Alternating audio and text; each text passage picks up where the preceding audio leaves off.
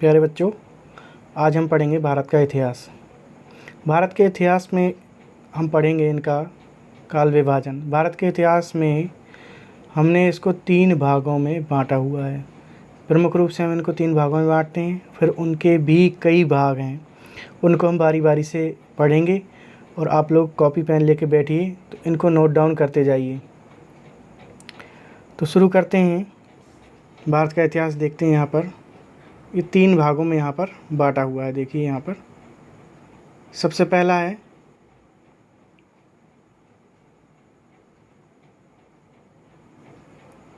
प्रागैतिहासिक काल।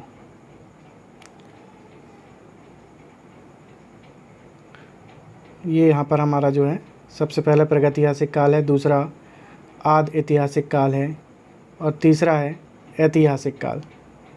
तो ये 3 भागों में इतिहास को हमने बांटा हुआ है।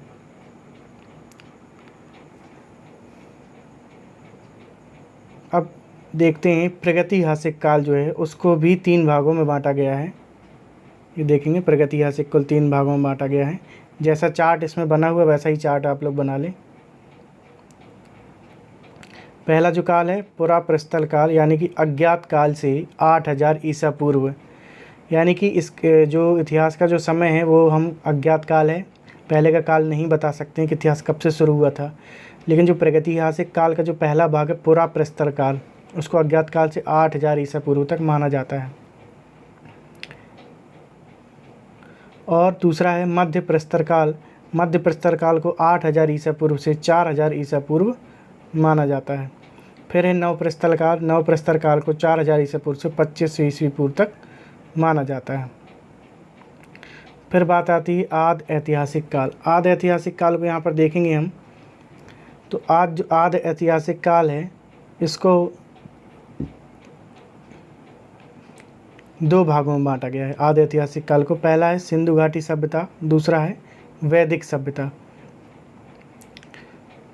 तो जो सिंधु घाटी सभ्यता है उसका देखिए यहाँ पर समय लिखा हुआ 2500 ईसा पूर्व से 1500 ईसा पूर्व तक इसका समय माना गया है। फिर है वैदिक सभ्यता। वैदिक सभ्यता को 1500 ईसा पूर्व से 600 ईसा पूर्व तक माना गया है। और वैदिक सभ्यता को दोबारा हम 2 भागों में बांटते हैं। पहला है ऋग्वैदिक काल 1500 ईसा पूर्व से 1000 ईसा पूर्व। उत्तर वैदिक काल है 1000 ईसा पूर्व से 600 ईसा पूर्व। ये वैदिक सभ्यता को हमने 2 भागों में बांट दिया है। फिर चलते हैं हम, तीसरा जो हमारा काल था वो है ऐतिहासिक काल। ये हमारा ऐतिहासिक काल है और ऐतिहासिक काल को हम देखेंगे, इसको भी हमने कितने भागों में बांटा है तो इसको हम देखते हैं। ऐतिहासिक काल को फिर से हमने 3 भागों में बांट रखा है। जो हमारा ऐतिहासिक काल है इसमें 3 भागों में हमने बांटा हुआ है। पहला है प्राचीन भारत का इतिहास, दूसरा है मध्यकालीन भारत का इतिहास, तीसरा है आधुनिक भारत का इतिहास। तो जो प्राचीन भारत का इतिहास है वो हम पढ़ेंगे 600 ईसा पूर्व से 712 ईस्वी तक। मध्यकालीन भारत का इतिहास पढ़ेंगे 712 ईस्वी से 1858 ईस्वी तक। फिर है आधुनिक भारत का इतिहास 1858 ईस्वी से 15 अगस्त 1947 तक, जब तक हमारा देश आज़ाद नहीं हो जाता है। तो ये आदि ऐतिहासिक काल में पढ़ेंगे। ये ऊपर आप देख सकते हो ये कब से शुरू होता है, ये हम फिर से इसको देखेंगे। एक बार नज़र डालिए। जो हमने आदि ऐतिहासिक काल को 2 भागों में बांटा था, सिंधु घाटी सभ्यता और वैदिक सभ्यता। वैदिक सभ्यता को फिर से 2 भागों में बांटा था, ऋग्वैदिक काल और उत्तर वैदिक काल। तो जो उत्तर वैदिक काल है वो कब ख़त्म हो रहा है, 1000 ईसा पूर्व से 600 ईसा पूर्व में ये ख़त्म हो रहा है।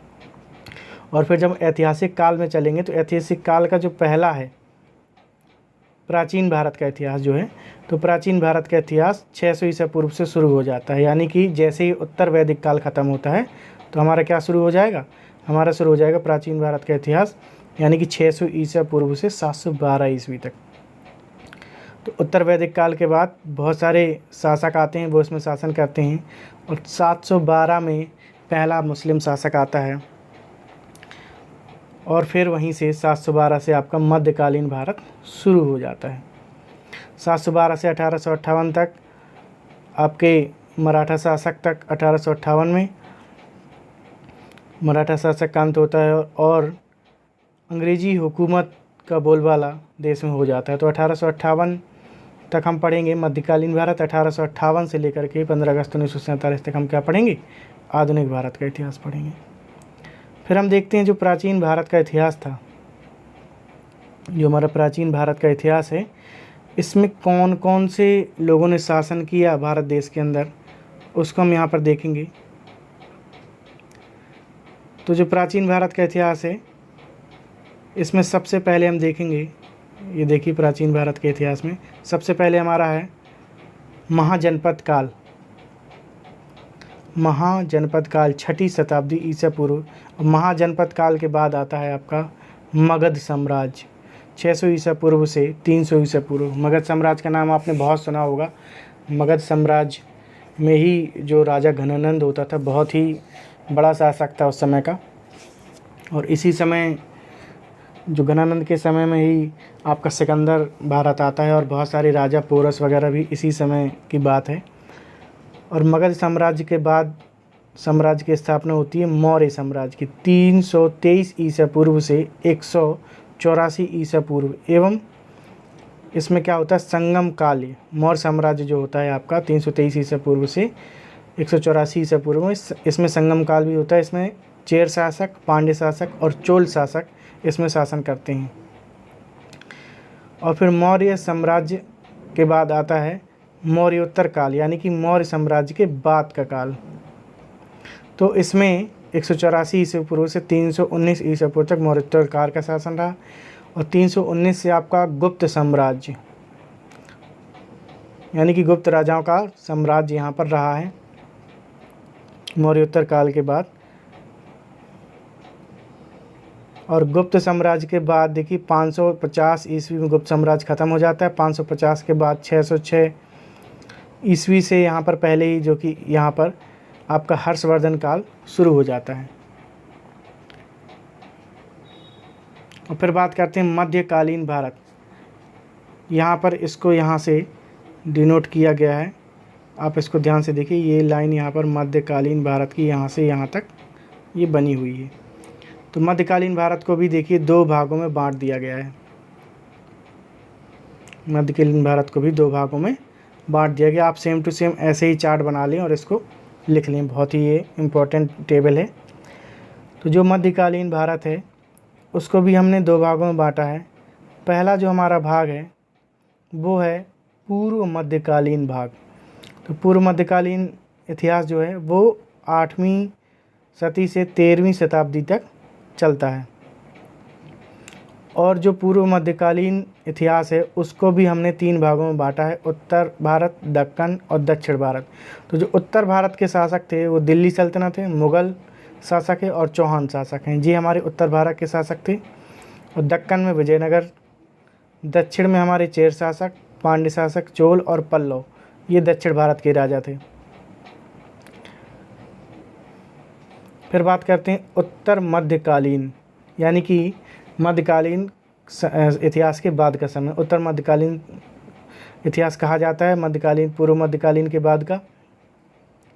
और उत्तर मध्यकालीन 13वीं सदी से आपका 18वीं सदी तक ये चलता है। और इसको भी 3 भागों में देखो हमने बांट रखा है, उत्तर भारत, दक्कन और दक्षिणी भारत। ये केवल समय का अंतर है, आप इसमें देख सकते हैं उत्तर भारत इसमें भी है, दक्कन भी इसमें है और दक्षिण भी है, केवल समय का अंतर है। ये जो आपका पूर्व मध्यकालीन इतिहास है वो 8वीं शताब्दी से 13वीं शताब्दी तक है और उत्तर मध्यकालीन इतिहास 13वीं शताब्दी से 18वीं शताब्दी तक है। तो इसमें जो शासक होते थे वो उत्तर भारत में राजपूत शासक हैं, पाल और प्रतिहार, 3 राजा यहाँ पर हुए हैं। दक्कन में चालुक्य और राष्ट्रकूट शासकों का बोलबाला था। और दक्षिण भारत में पांड्य और चोल, तो पांड्य और चोल शासक रहा यहाँ पर। इनका जो पूर्व मध्यकालीन से शासन था इनका, उत्तर मध्यकालीन शासन में भी इनका शासन बना रहा है। तो ये हमारा टेबल कंप्लीट हुआ। इसको वीडियो को पोस्ट करके जिन्होंने भी नहीं लिख पाया है तो वीडियो को पोस्ट करके यहाँ पर इस टेबल को बना लें। एक एक डेट है इसमें बहुत इंपॉर्टेंट है, कौन सा इतिहास कब चालू हुआ, लेकिन फिर भी हम आपको बता देते हैं कौन से ज़्यादा इम्पोर्टेंट है। सबसे इम्पोर्टेंट आपका ये है सिंधु घाटी सभ्यता कब शुरू हुई थी। तो ये हमारी 2500 से 1500 वैदिक सभ्यता का आप डेट याद कर लो। उसके बाद आपको मध्यकालीन भारत का डेट याद होना चाहिए, ये ज़्यादा इम्पोर्टेंट है। आधुनिक भारत की जो डेट्स हैं वो बहुत सारी हैं, उसके अंदर हम लोग उसको याद करेंगे। और ये जो आपकी डेट ऊपर दिखाई दे रही हैं ये बहुत कम पूछी जाती हैं, लेकिन फिर भी आप लोग इनको एक बार पढ़े रहो। और बाकी जो नीचे की जो डेट्स हैं उसमें आपका जो है कि देखिए ये मौर्य साम्राज्य पढ़ लीजिए, थोड़ा सा डेट इसकी इम्पोर्टेंट है मौर्य साम्राज्य की।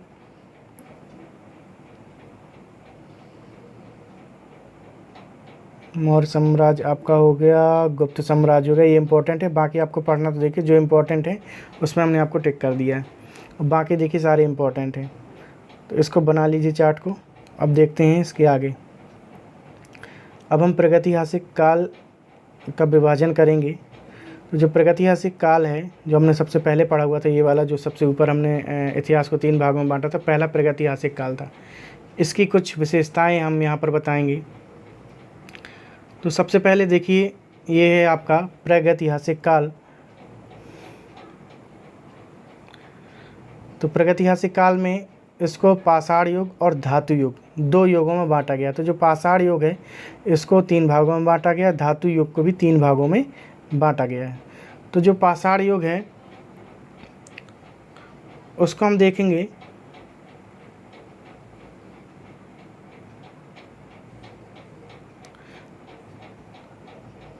पाषाण युग को जो पहला बांटा गया पुरा पाषाण काल, यानी कि प्राचीन पत्थर का युग।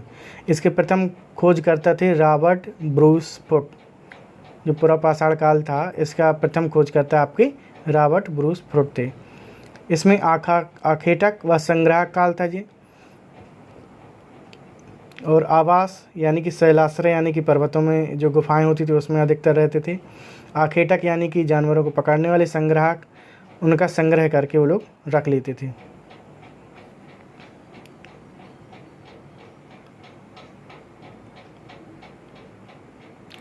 फिर है अपना मध्य पाषाण काल यानी कि मध्य पत्थर युग। इसमें भी आखेटक थे और पशु पालक काल थे। इसमें देखिए पशुओं को पालना वो लोग सीख गए थे। आवास नदी तट, फिर ये लोग नदी के तट पर निवास करने लगे। इसके प्रथम खोज करता थे जॉन एवांस। फिर है तीसरा नवपाषाण काल, नवीन पत्थर युग। इसके प्रथम खोज करता थे डॉक्टर प्राइम रोज, और इसमें पहिए का आविष्कार और कृषि का आविष्कार हो चुका था। इसका आवास गर्त यानी कि गड्ढों में जो गुफा बनाई जाती थी, स्थायी आवास था इनका। और फिर पाषाण युग के बाद आता है धातु युग। धातु युग में सबसे पहले जो धातु की खोज हुई थी वो हुई थी ताम्रकालीन, यानी कि तांबे की खोज हुई थी, तांबा प्लस पत्थर। ठीक है, इसमें ताम्र का यूज होता था, तांबे का प्रयोग किया जाता था। आवास इनके कच्चे थे, पक्के अधिवास भी, कच्चे और पक्के दोनों प्रकार के आवास इनके बने थे। फिर है कांस्य युग। कांस्य युग में आज पढ़ा था हम लोगों ने कि यही हमारी सिंधु घाटी सभ्यता का सबसे महत्वपूर्ण बिंदु है, ये कांस्य युग भी कहलाता है। इसमें तांबा और टिन को मिला करके कांसा बनाया जाता था। कांसे का प्रयोग इसमें होता था। सिंधु घाटी सभ्यता इसीलिए कांस्य युग से जानी जाती है। इसके आवास कैसे थे? पक्के अधिवास थे। देख सकते हैं आप यहाँ पर, पहले आपने जो पढ़ा था ये जो था ये कैसा था? ये था आपका पक्के अधिवास वाला, और ये जो पुराना है ये कच्चे और पक्के दोनों अधिवास थे इसमें। फिर आता है आपका लास्ट में लौह युग। जो सिंधु घाटी सभ्यता थी उसके बाद अपना लौह युग आता है। सिंधु घाटी सभ्यता के बाद लोहे का प्रयोग करना लोगों ने शुरू किया था। लोहे का प्रयोग वैदिक काल में शुरू हुआ था, उसके पहले लोहे का प्रयोग नहीं होता था, ये हमने पहले भी बताया है। तो इसको भी आप नोट डाउन कर लीजिए।